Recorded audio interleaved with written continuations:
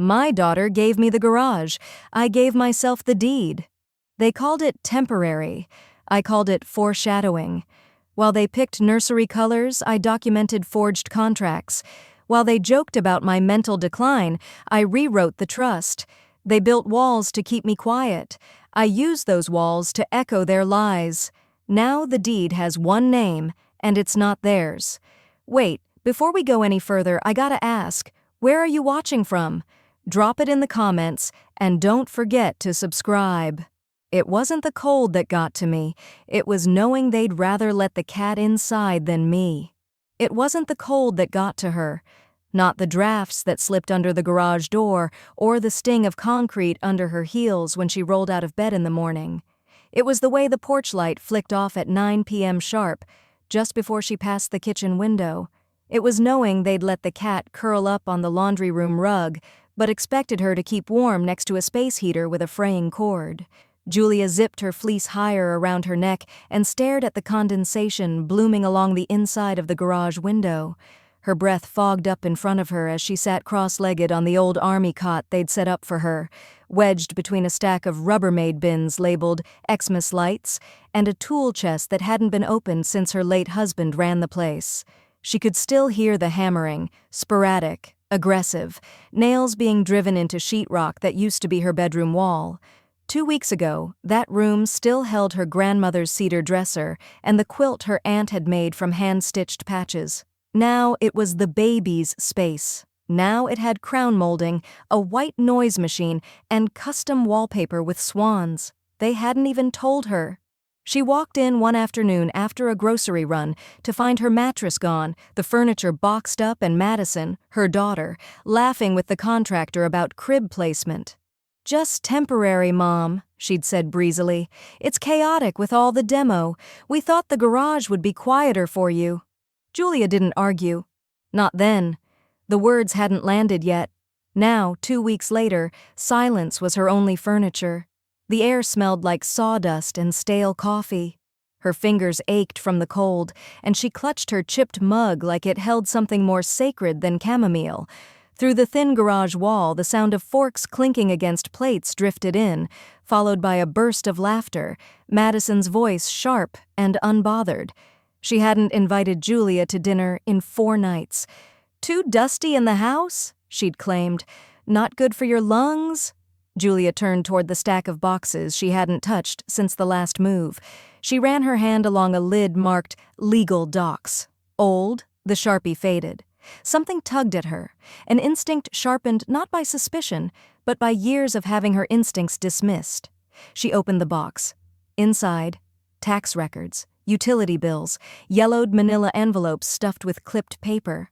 Her fingers brushed over a thick folder labeled Trust and Title, Original Copy. Her breath hitched.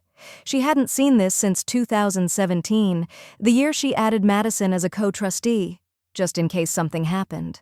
She sat back on the cot and opened it slowly, careful not to bend the corners.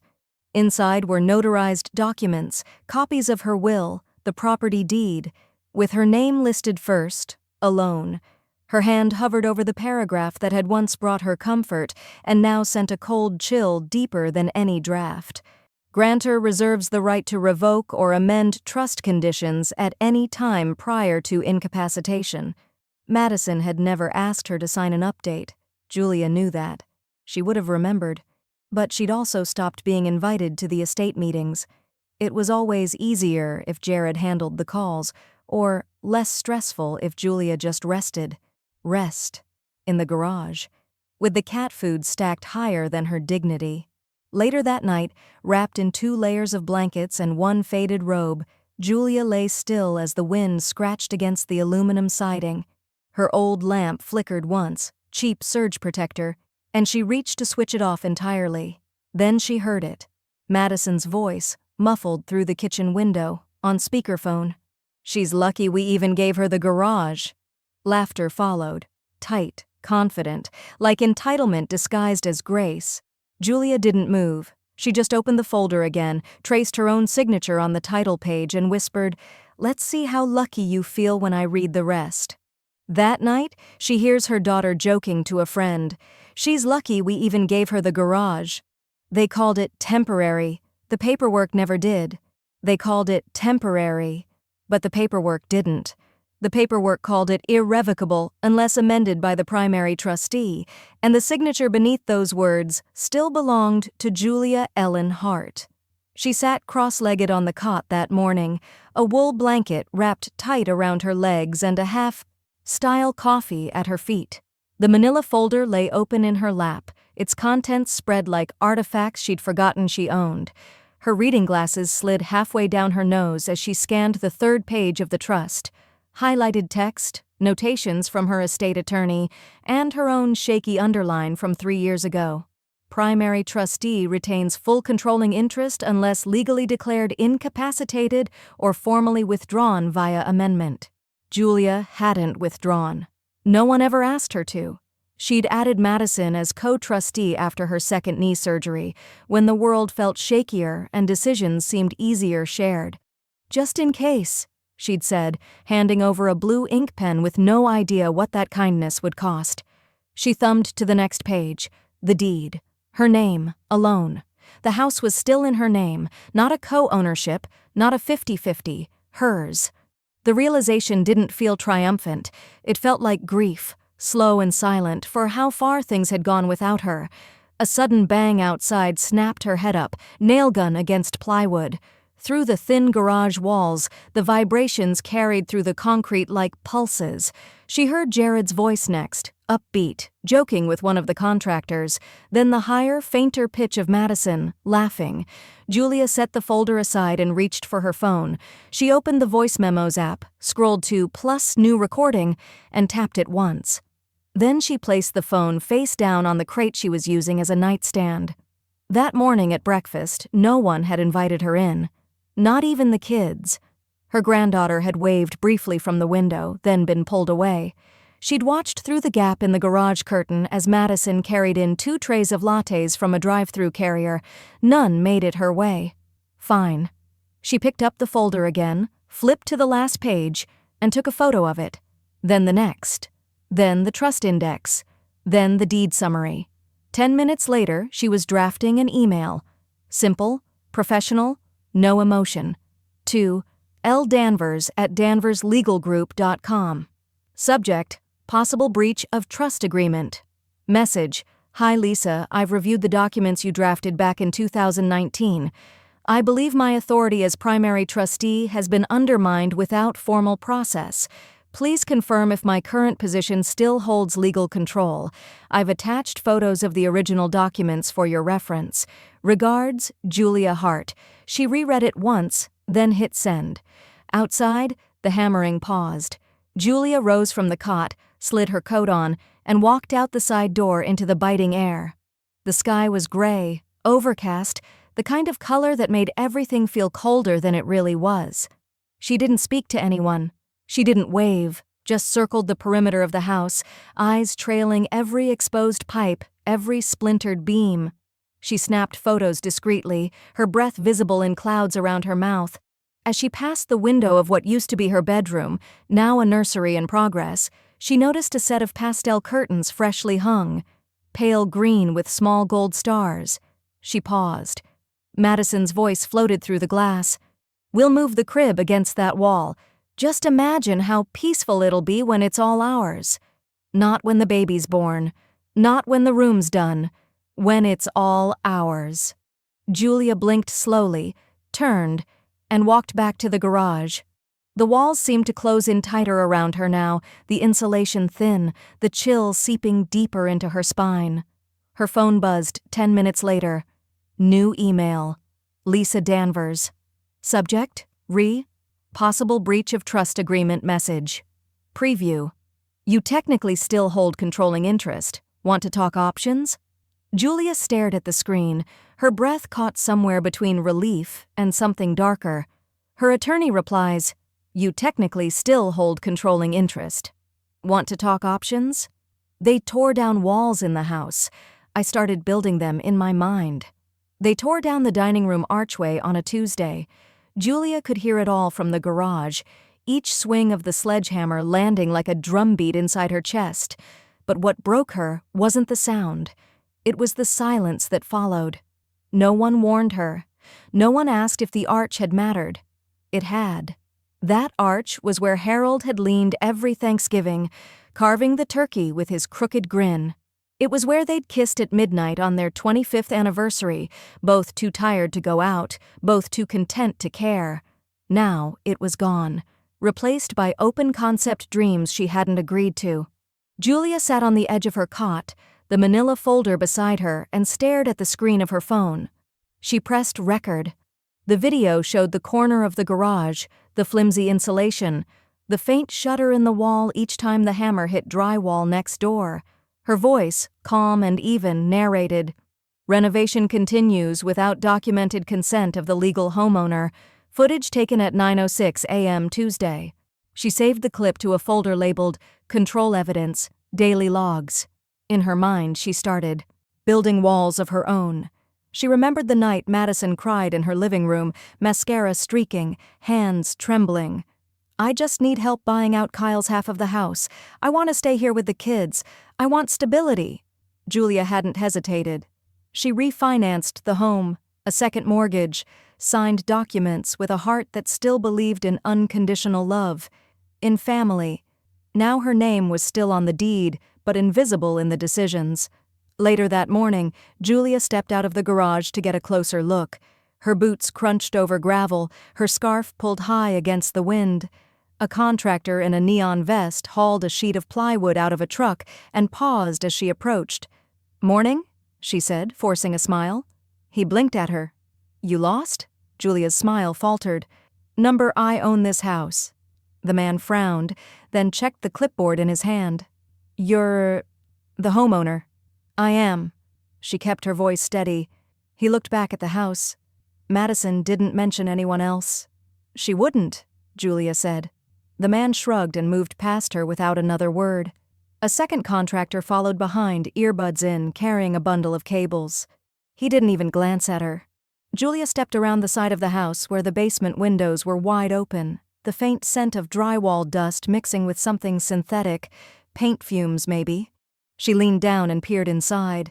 Fresh sheetrock lined the basement ceiling, recessed lighting, new vinyl plank flooring.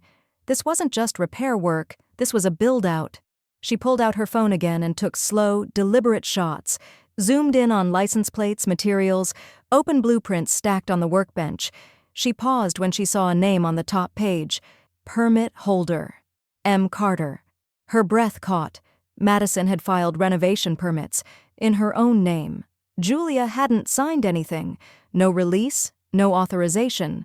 Inside, hammers echoed again, sharp, methodical.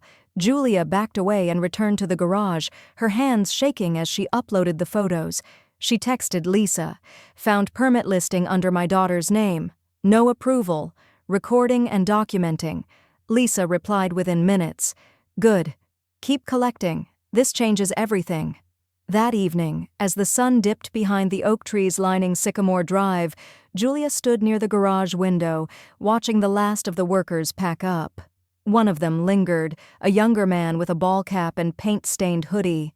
He looked up, met her eyes through the glass, then walked closer, lowering his voice. "Hey, sorry, I didn't know you lived here." Julia opened the door just a crack. "Why?" He hesitated, then said quietly, "You didn't hear it from me, but they're talking about turning the basement into an Airbnb, once it's finished." Her spine stiffened.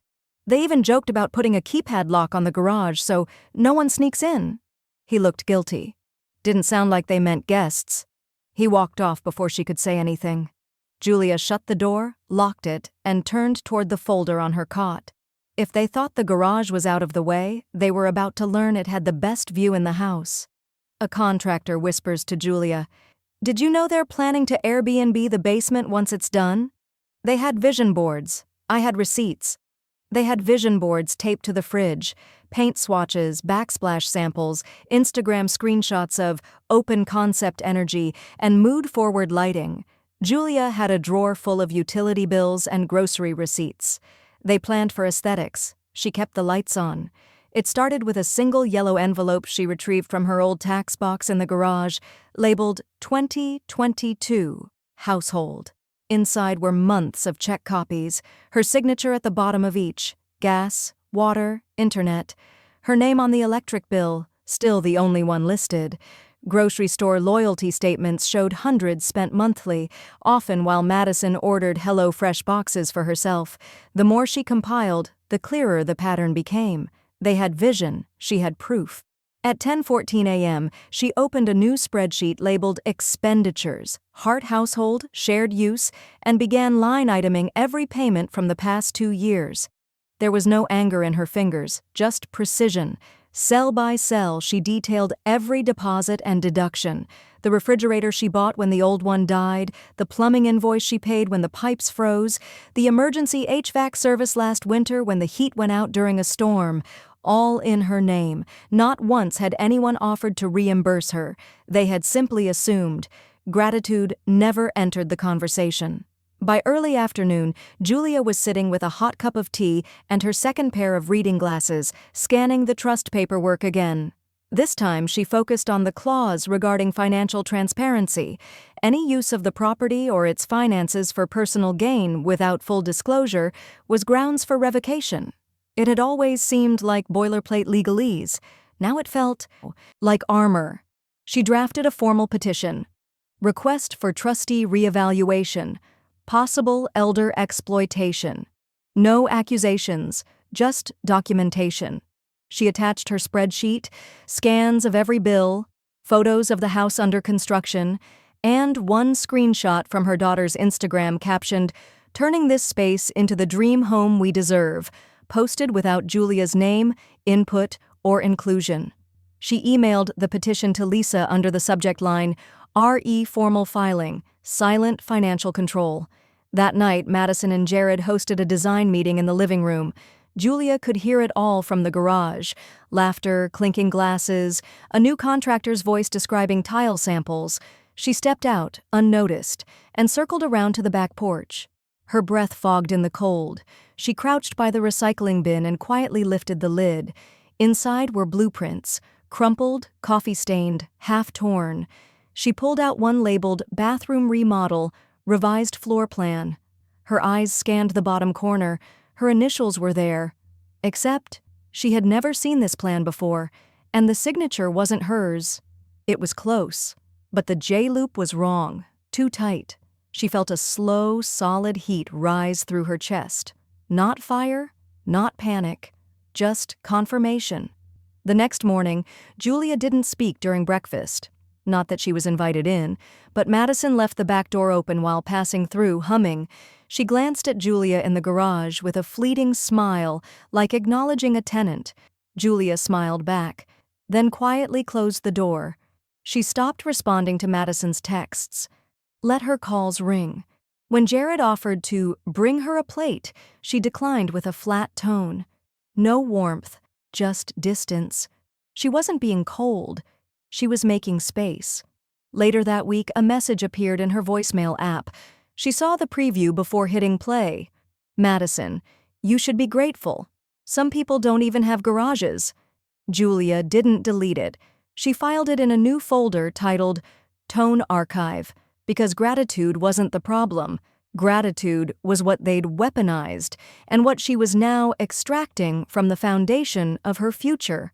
Her daughter leaves a voice memo. You should be grateful. Some people don't even have garages. They called me irrelevant. The court called me controlling trustee. They said she was just living out her years. They said she was lucky to have a roof at all. But when the envelope arrived, stamped and sealed from the county probate clerk, it said something else entirely. Petition accepted. Trustee authority affirmed. Julia held the letter like a blade wrapped in linen. It didn't glow. It didn't thunder. It simply said what no one in that house had dared to admit for years. She was in control. Lisa had filed the motion quietly, no noise, no escalation, just a clean submission of documentation. The unamended trust, the forged initial, the spreadsheet of 2 years' worth of unpaid reimbursements, and a formal capacity evaluation from Julia's physician. Every box checked, every fact traceable. They hadn't even needed a hearing for the first ruling. Julia read the line 3 times. Primary trustee, J.E. Hart. Retains all authority pending secondary misconduct investigation. Her daughter's name, listed underneath. Co-trustee duties suspended pending further review. Julia sat in the garage, the letter in her lap, and felt something shift in her chest. Not triumph, not vengeance. Weight being lifted. By 10 a.m. the next day, the changes had reached the house. A dark blue city vehicle pulled into the driveway. Inspection services painted in white block letters on the door. Madison was in the front yard clipping basil, completely unaware. Two men stepped out. Clipboards, hard hats, and very official tones. "Code enforcement," one said, following up on a flagged permit discrepancy for the basement remodel. Julia watched from behind the garage curtain, her phone recording.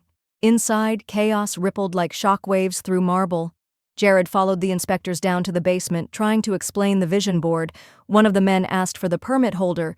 Jared stammered, My wife filed it, but the house— Whose name is on the title?" the inspector interrupted. Silence.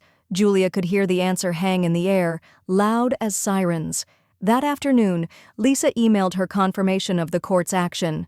Subject line, Trust Authority Update, Julia Hartbody. County recognized the original documents. You now hold full revocation rights. Contractors must cease work unless you authorize it. Suggest changing entry locks and securing documentation. Julia didn't smile. She didn't celebrate. She saved the email under a folder named Power, Verified. That evening, while contractors waited in trucks and blueprints curled useless on countertops, Julia walked across the gravel, up the porch steps, and into her own house. No announcement, no apology. She opened the kitchen cabinet and retrieved her favorite mug, the ceramic one with the faded cardinal print, and poured herself a cup of black coffee. The house was still. Madison was upstairs, Jared pacing near the den. Then, footsteps. Madison entered the kitchen, phone still in hand, confusion boiling over into panic. "Why are there men in hard hats asking about my permits?" she demanded. Julia stirred in one sugar cube.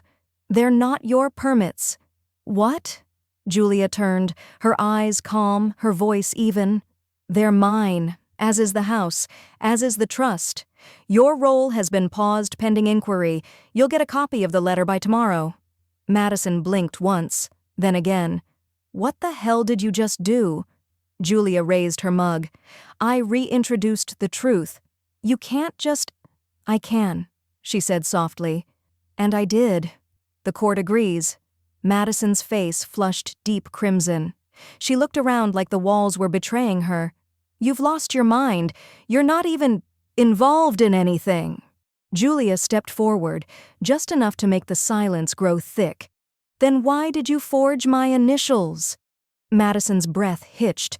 A flash of something, fear, guilt, flashed across her face. Julia let the question hang. No need to chase it. From the hallway, Jared's voice broke in, weak and uncertain. "What does this mean?" Julia glanced toward him. "It means the renovations are over. The spending stops. And your Airbnb dreams? Cancelled." She walked past both of them and opened the back door. The night air was cold against her skin, but she had never felt warmer. Her daughter screams from the kitchen, "What the hell did you just do?" "They painted over history. I filed it with the county. They had painted over the hallway stencils. Harold's hand-painted vines, done one slow summer after he retired." Julia ran her fingers along the wall now, freshly shellacked in greige whisper. You could still feel the slight bumps under the coat of modernity. "You didn't even sand it down," she murmured. That morning, she stood at the kitchen window with a copy of the county's stop work order in hand, watching the contractors pack up their tools like men being dismissed from a dream. The trucks pulled away with the quiet shame of a project prematurely canceled. No one looked toward the house. No one waved goodbye. She had forwarded Lisa's legal letter to every listed subcontractor the night before. To whom it may concern, all modifications to 11 Sycamore Drive are hereby frozen under the authority of the primary deed holder and trust executor. Any further work will constitute violation of civil order and be subject to legal penalties. It had only taken one reading for them to vanish by sunrise. Inside, Madison paced barefoot across the half-finished dining room, floorboards unsealed, grout tools abandoned beside an open tub of adhesive. "You've ruined everything," she hissed, voice low but serrated. Julia didn't respond.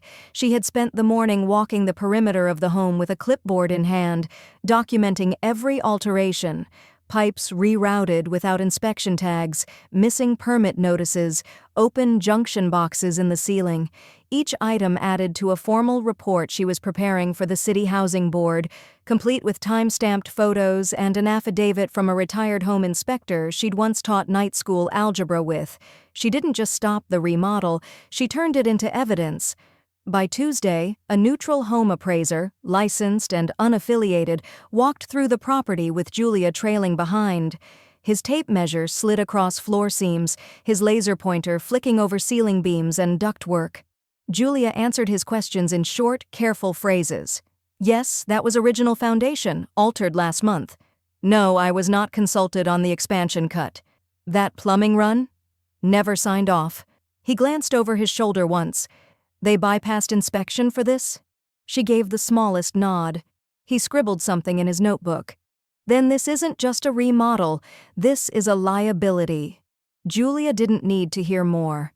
That night, Madison cornered her in the garage with a bottle of wine half uncorked in one hand and fury barely restrained in the other. "You're sabotaging your own family's future," she snapped. "You think any of this helps the kids?" Julia looked up from her laptop, where she was archiving scanned documents. "You mean the kids you haven't let see me in days?" Madison laughed, shrill, brittle. "Oh, please, you just want control. That's what this has always been about." Julia closed her laptop slowly. This is about consequences. Control would have meant stopping you sooner." Madison blinked, caught off guard. "You painted over history," Julia said, rising to her feet. "I filed it with the county." Madison threw up her hands and stormed back toward the house. Julia waited until she was gone before opening her inbox.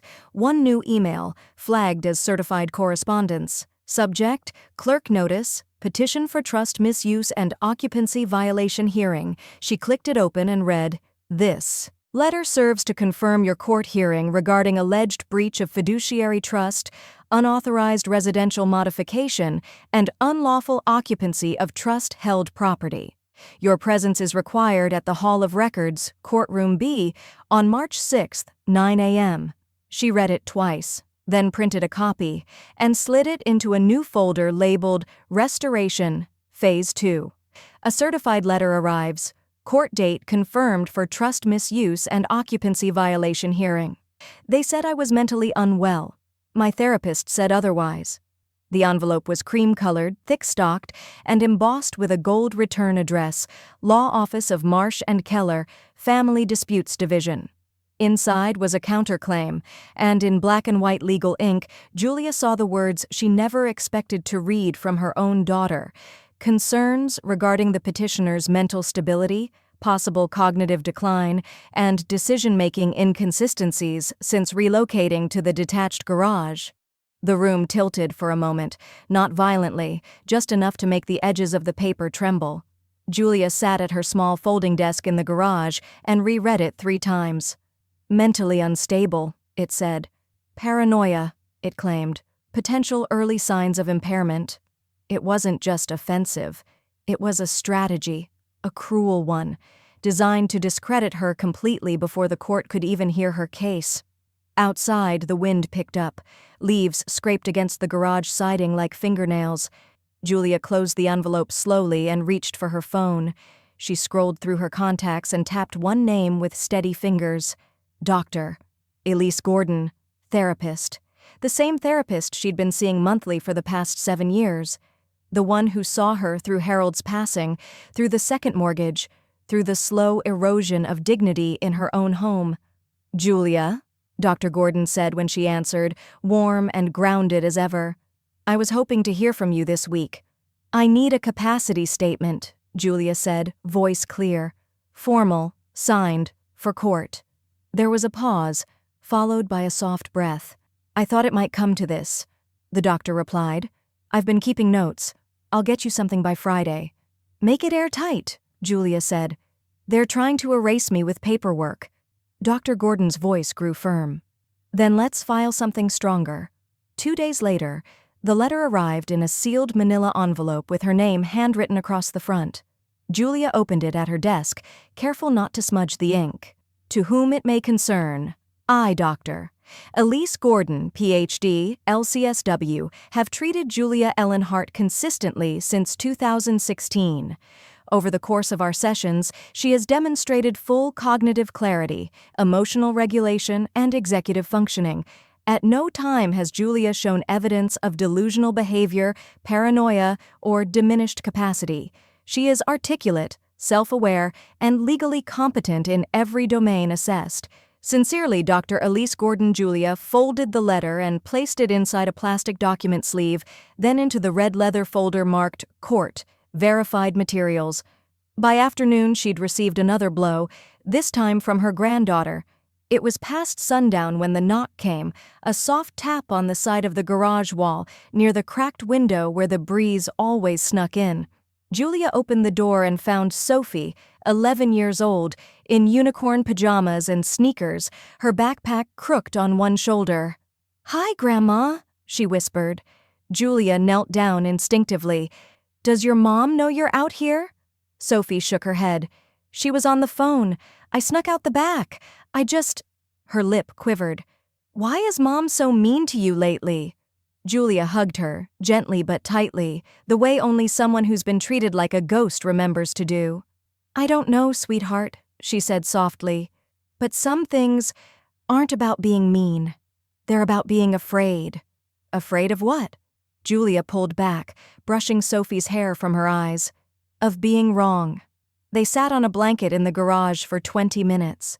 Sophie showed her a drawing she'd made at school, a treehouse with flowers, a ladder, and a sign that read, "No mean people allowed." Julia didn't cry. Not then. But later, after Sophie had slipped back inside unnoticed, she opened a new document on her laptop. Last Will and Testament, revision draft. Her daughter's name was still there. She highlighted it, then hit delete. The next morning, Julia walked into the courthouse herself. No attorney, no assistant, just her red folder, black slacks, and a cardigan that smelled faintly of lavender and resolve. She stepped up to the clerk's desk, slid the capacity letter forward, and said, "This is for the judge. Official counter to the instability claim, signed by my therapist of 7 years." The clerk nodded, stamped it, and said, "Anything else?" Julia smiled faintly. "Not yet. The therapist's letter is submitted to the judge's clerk by Julia in person. They posted family photos online. I tagged the county in mine. They posted a carousel on Facebook titled Family First Sunday Traditions. Smiling kids, brunch tablescapes, Madison beaming beside a tray of croissants. Not a single photo of Julia, not even a mention. But the most audacious part? The caption beneath the living room shot, "So grateful for our forever home, a blessed Amur homeowners." Julia stared at it from the garage, the same garage she still slept in, a space with no insulation and one working outlet. Her tea had gone cold in her hands. The post already had 147 likes, dozens of hearts, and 3 comments about the beautiful renovation. Julia opened a blank draft on her neighborhood Facebook group, Hollow Creek Residents, verified members only. No hashtags, no emojis, just the kind of voice sharpened by silence and survival. 3 years ago, I used my retirement funds to help my daughter buy out her divorce and move into my home. I was promised shared space. Instead, my bedroom became a nursery, and I was relocated to the garage. While they renovate using funds from accounts I opened, I am labeled unstable and excluded from my own home. I am still the deed holder, still the trustee, and still here. Elder displacement doesn't always look like eviction. Sometimes it looks like brunch without a chair. She attached a photo of her trust documents, redacted but unmistakably clear.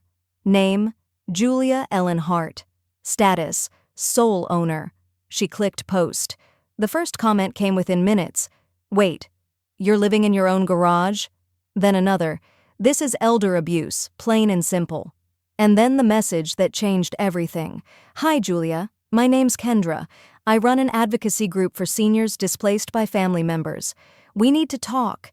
You're not alone, and we can help amplify this." By the end of the day, Julia's post had been shared across the state. A local news blogger picked it up. "Grandmother locked in garage by family while renovations continue on her dime." Madison's phone buzzed nonstop the next morning. Group chats, passive-aggressive texts, and one especially pointed DM. "Your mom owns the house. Shouldn't she be inside it?" By midweek, the veneer began to crack. The HVAC gave out. Summer heat swept through the second floor like a furnace. Contractors refused to return without proper documentation. And the newly installed tile in the upstairs bath? Cracked, faulty adhesive. Julia sat in the garage with her fan on high, sipping lemonade. Inside, the chaos mounted.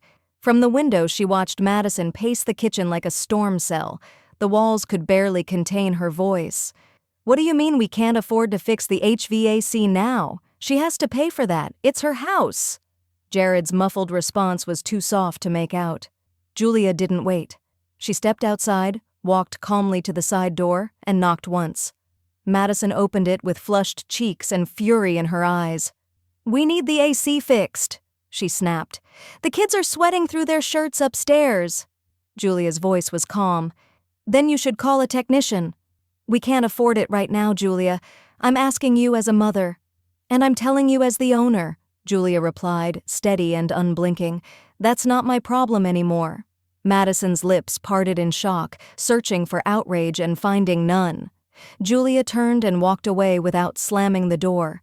She didn't need the last word. The silence behind her did it for her. Her daughter screams, "I can't afford to finish this without your help." "Julia, that's not my problem anymore. They filed for exclusive use. I filed for sole control." The courtroom wasn't cold, but Julia's hands trembled like it was. She sat near the front, her fingers clasped around the keys to the garage. Not her car keys, not the front door keys she hadn't held in months, but the small silver one she now associated with exile. It clinked softly against the metal zipper of her bag, the only sound she let herself make as her daughter took the stand. Madison wore beige, not the fierce red she used for family photos, or the curated jewel tones she'd adopted since becoming a mompreneur, just beige, safe, defenseless. A color that begged the court to see her as neutral. "She's confused," Madison said, her voice quivering on cue. "She doesn't remember half the conversations we had. We weren't trying to hurt her. We were protecting the kids." Julia didn't blink.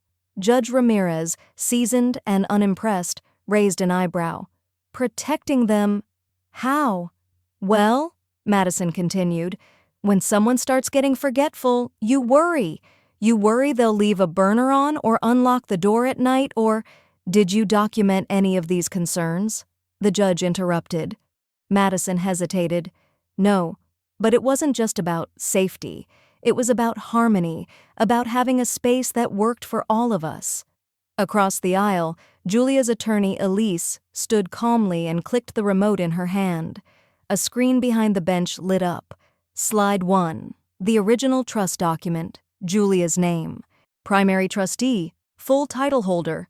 Slide 2, time-stamped photos of the mailbox, HVAC tags, and renovation work done under a false permit.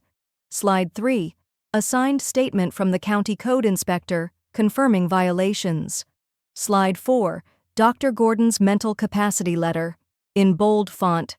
Subject demonstrates full cognitive clarity, no signs of impairment.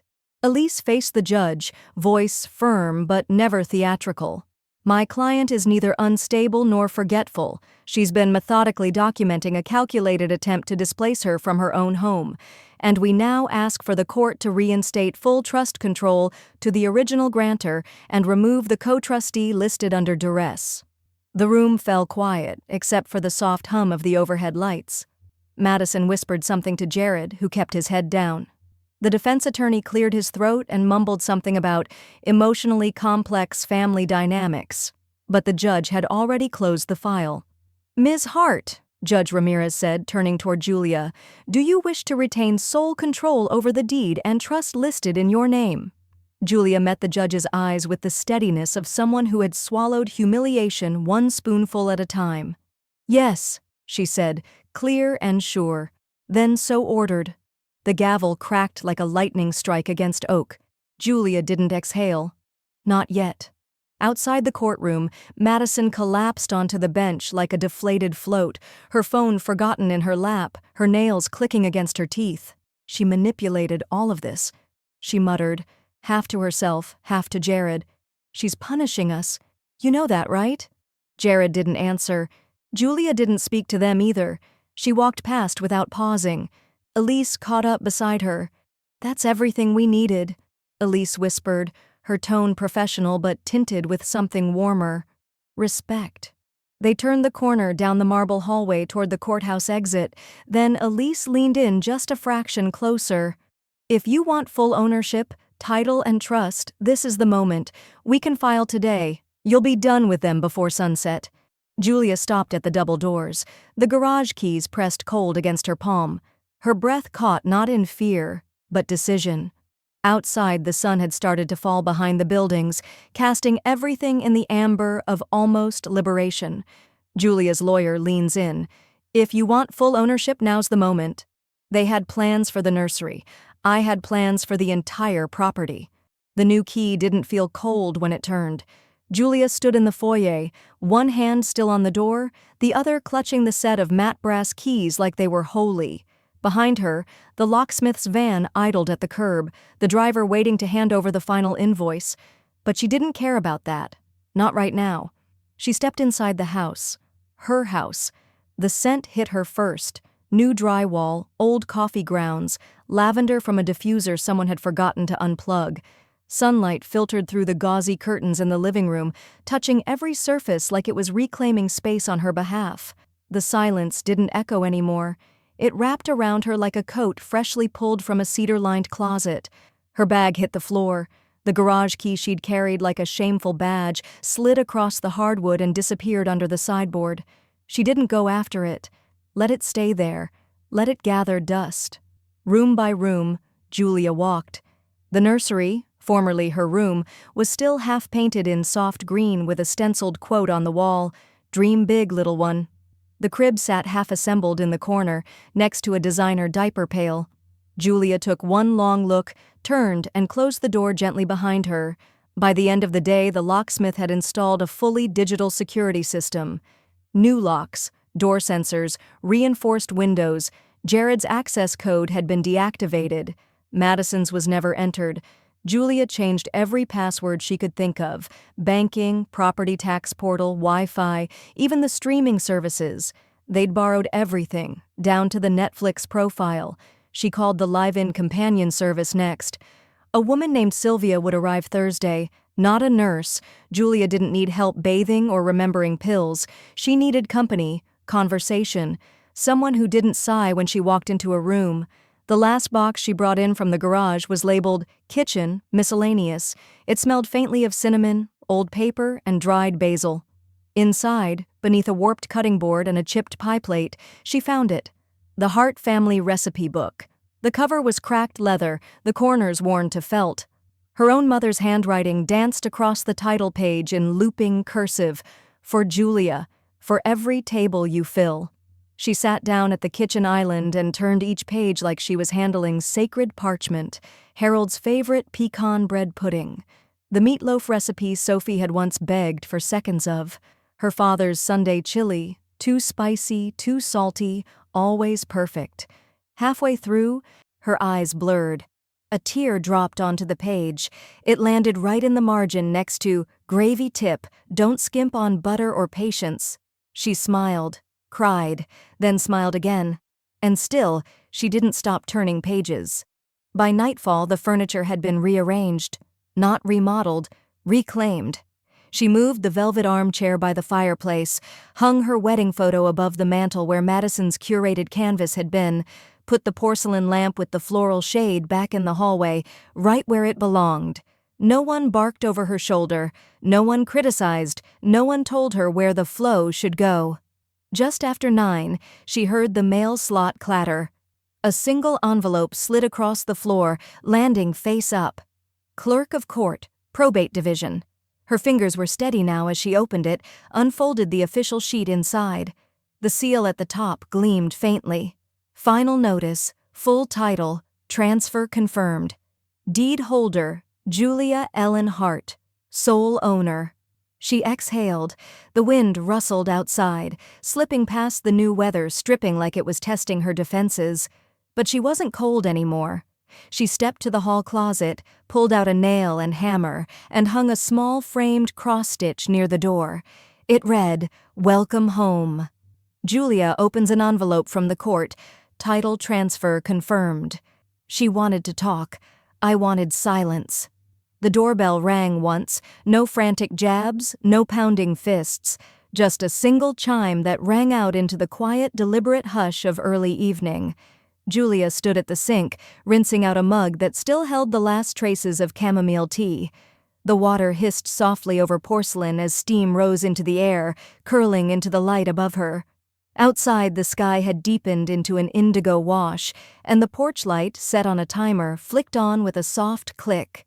She dried her hands on a tea towel and moved to the front hall, her steps slow, measured. Through the frosted window beside the door, she saw a familiar silhouette. Slender, slightly hunched, a scarf looped too tightly around her neck as if it were a noose woven from second thoughts. Madison. Julia let her hand hover on the knob for a breath, then she unlocked it and pulled the door open. Her daughter stood there, blinking quickly, as if the porch light was too bright. Her cheeks were flushed from the cold, eyes puffy from what may have been crying, or rehearsing tears. She clutched a slim folder against her chest like a child with overdue homework. "I'm not here to fight," Madison said, her voice thin and shaky. I need to talk to you." Julia didn't answer. She didn't smile or scowl. She merely stepped aside, just far enough for Madison to walk through if she chose. Madison hesitated, then stepped into the foyer. The warmth of the house settled over her like a judgment. The silence stretched as they walked slowly to the living room. Madison sat on the edge of the sofa, the same one she'd once tried to replace with something more modern. Julia remained standing, arms folded loosely, expression unreadable. "I know what I did was wrong," Madison began, the words tumbling out quickly, like a confession that wouldn't stick if it wasn't said fast. "I know I crossed a line, but I didn't mean for it to end like this." Julia raised one eyebrow but said nothing. Madison pressed on, visibly unraveling. "We weren't trying to steal anything from you. We just thought you'd be happier with more space. We thought the garage was temporary. And I didn't realize the trust stuff was that serious." "The garage was never discussed," Julia said finally, her voice level and quiet. "My room disappeared without a conversation. My name disappeared from permits, from decisions, from dinner tables." Madison's breath hitched. "I panicked. I thought if we acted fast, you'd adjust, that you'd forgive it all once the baby came and we were a happy family again." Julia moved to the coffee table and picked up a cream-colored envelope. She held it out. "This is for you. I wrote it before you arrived." Madison took the envelope, her hands trembling as she opened it and unfolded the letter inside. Her eyes scanned the page, and her mouth parted slightly as she read, "Madison, this is not punishment. It is prevention. You built walls between us using entitlement, not plaster. You decided I was an obstacle instead of an anchor. That was your choice. I am reclaiming what you treated as temporary, my space, my dignity, my voice. This isn't revenge. It's restoration.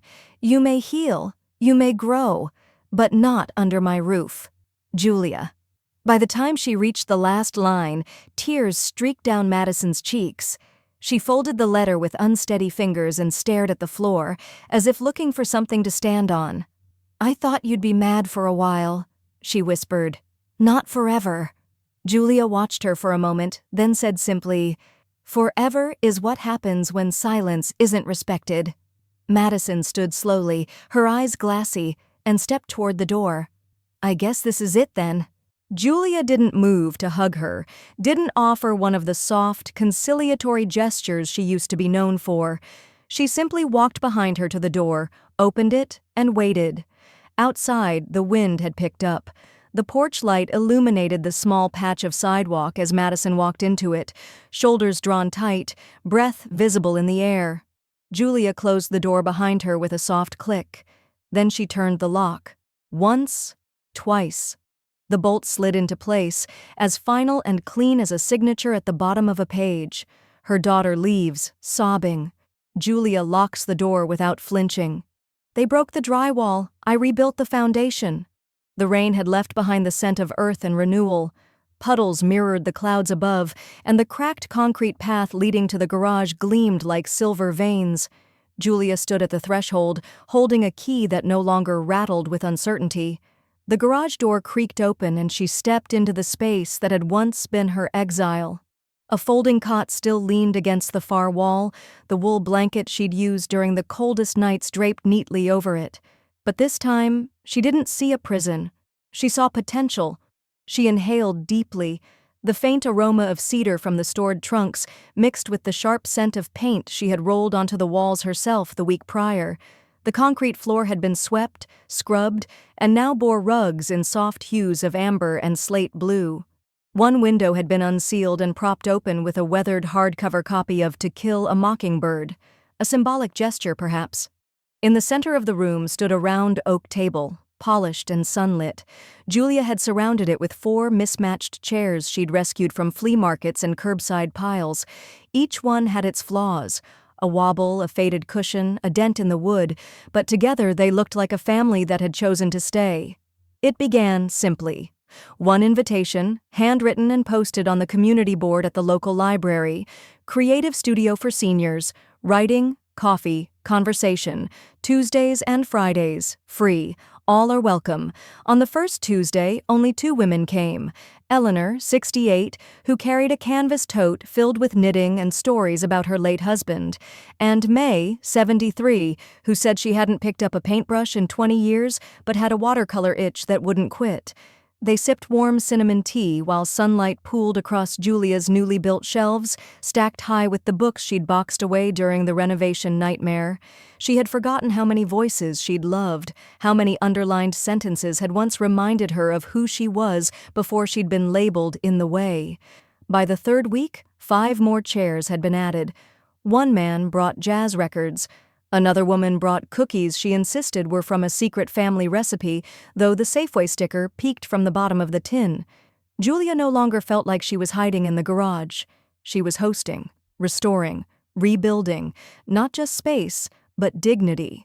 At night, she sat in the armchair by the studio's small reading nook, a string of warm lights casting a glow across the pages of her journal. She wrote with deliberate slowness, memories, reflections, but also blueprints for what could come next. Then the invitation came, a town hall meeting on elder rights and housing advocacy. Julia almost ignored it. The last time she'd spoken publicly had been at Harold's memorial, but something in her steadiness now demanded air. She wore navy slacks and a pearl pin Harold had given her for their 30th anniversary.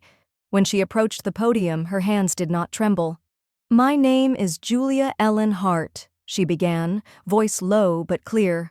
"I lived in my own garage while my daughter renovated the house I paid for. She called it a temporary arrangement. The law eventually called it elder displacement." Gasps, murmurs. But Julia kept going. She spoke not with rage, but with calm authority, the kind only survival could birth. She detailed her journey through trust law, occupancy rights, and the danger of financial manipulation under the mask of family. When she stepped down, 3 people clapped, then 7, then nearly everyone in the room.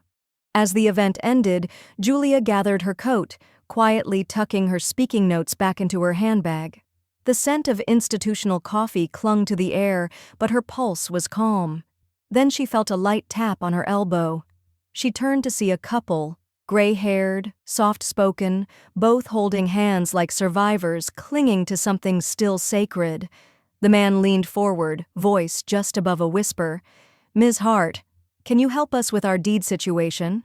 An older couple approaches her. "Can you help us with our deed situation?" They thought they'd inherit the home. "I listed it under LLC." Julia stood at the edge of her backyard as the sunrise slipped over the cedar fence, casting long golden lines across the patio pavers. The house behind her, hers, officially now, stood still and silent, as if waiting to be told what to become next. She cradled her coffee like something sacred and watched the neighborhood wake. A jogger passed, a sprinkler clicked on across the street. But Julia's mind was not on lawns or birdsong this morning. It was on the line she had underlined twice the night before in her legal notes. Limited liability company formation protects asset transfer from contested succession. That phrase had become a mantra. She walked back inside, her steps echoing faintly across the refinished hardwood floors her daughter had once insisted should be whitewashed to brighten the resale vibe. Julia had left them dark, warm, unapologetic. The house no longer looked like a waiting room for someone else's future. It looked lived in, by someone who had reclaimed it, cell by cell. By noon, she was seated in the mahogany-paneled office of Gregory Lang, her estate attorney. Across from her, a trust consultant and a property law advisor each held copies of the LLC formation packet, her name typed cleanly beside the title Managing Member. Gregory tapped his pen twice before speaking. This will protect the property. Once transferred into the LLC, no individual, not even a direct heir, can access, alter, or sell it without unanimous vote from designated stakeholders. And those stakeholders, Julia asked, voice calm, are whom I choose? Precisely, Gregory confirmed. No loopholes. No surprise sales. And no inheritance claims unless you explicitly include them in the operating agreement. Julia nodded. Her pen moved smoothly across the signature lines.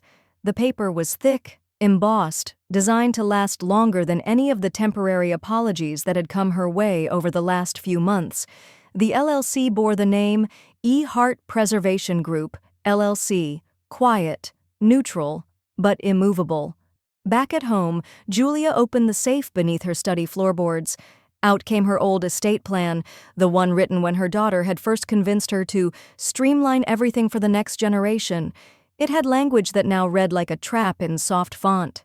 In the event of incapacitation, all power shall shift to the secondary beneficiary.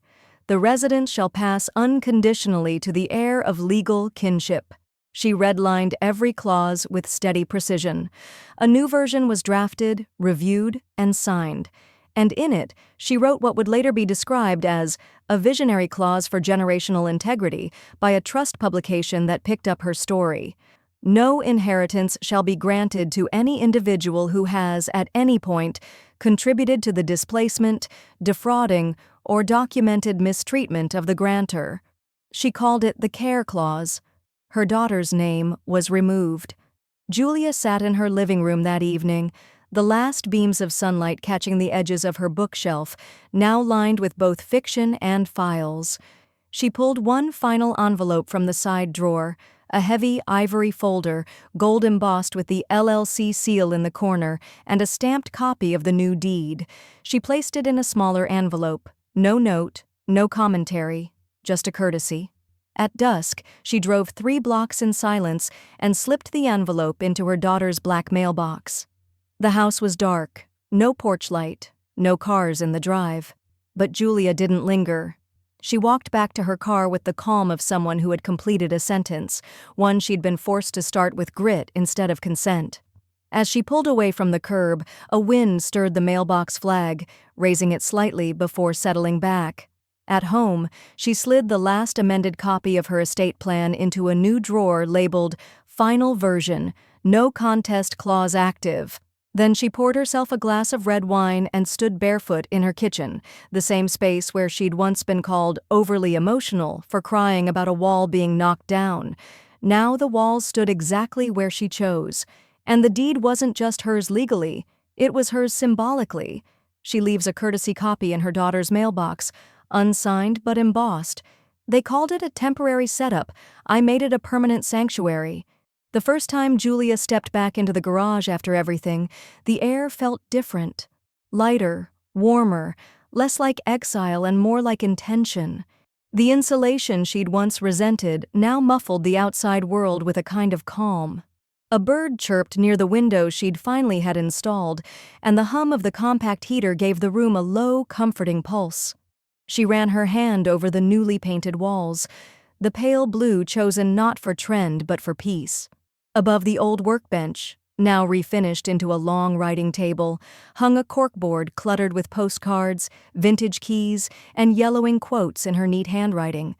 The garage had become something else entirely, not just shelter, not just memory, a rebirth space, and people noticed. It started with a podcast. A woman from a local nonprofit, Nora Delaney, had reached out after hearing about Julia's social media letter months ago, the one about being displaced in her own home. Now Nora wanted her voice on tape. Julia almost declined.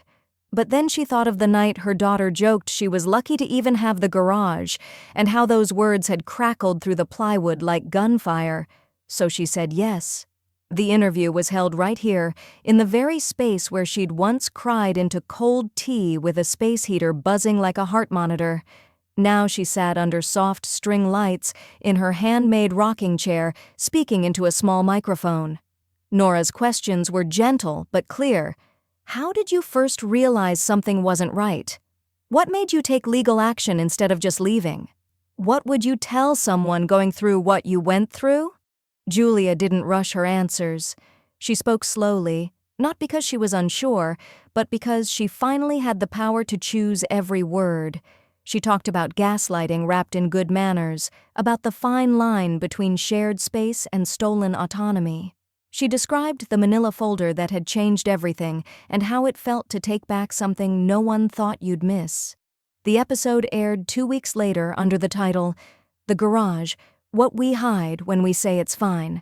It went quietly viral, shared among elder advocacy groups, real estate forums, even some parenting blogs. But the most unexpected consequence wasn't fame. It was impact. 3 days after the podcast dropped, Julia received a call from a city council aide.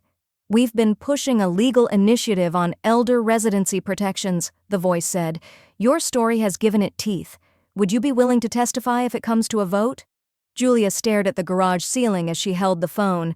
It had a new light fixture now, simple, dome-shaped, dust-free. It flickered softly like a promise. "Yes," she said, "I'd be honored." Weeks passed. Spring edged in through the garage window. One Saturday morning, as Julia arranged books in her newly added corner library, mostly estate law, women's memoirs, and classic poetry, a knock sounded at the side door. 2 women stood outside. The older one wore a blazer too big for her frame and introduced herself as Denise. The younger, Amanda, was quiet, maybe in her 30s, eyes ringed with exhaustion. "We heard you speak," Denise said. "We're trying to get my sister's house back. Her daughter tricked her into signing it over during chemo." Julia stepped aside without a word and motioned them in. That afternoon became the first of many. Julia began holding quiet mentoring sessions, sometimes in the garage, sometimes over coffee. They brought papers. She brought Post-its and calm. Every reclaimed inch of the garage now hummed with purpose, not as a memory of survival, but as a blueprint for others. One evening, as she labeled folders for Amanda's case, she heard a light tap on the window. She turned to find her granddaughter, Emma, standing with a paintbrush in one hand and a hopeful look in the other. "Grandma," Emma said through the screen, "can I help you paint the garage?" Her granddaughter visits, asking, "Can I come help you paint the garage?" "They gave me a garage. I gave myself the deed." The new house numbers gleamed under the early morning sun, polished brass against freshly painted siding, each digit catching the light like punctuation. 414. Below it, a simple plaque in dark slate, owned, protected, reclaimed. Julia brushed a speck of dust from the corner of the stone with her thumb, then stepped back to admire it. Her breath formed a small cloud in the chilly spring air, but her spine stood straighter than it had in years. Behind her, laughter floated from the backyard, low, warm, unforced. The garden brunch was already in motion. Fold-out tables lined the flagstone path she'd once poured herself, now dressed with pale yellow linens and mismatched teacups. Tulips bobbed in mason jars. A bundt cake sat untouched but admired. The air smelled of cinnamon, grass, and hyacinth, fresh like a season beginning. Neighbors chatted near the compost bed.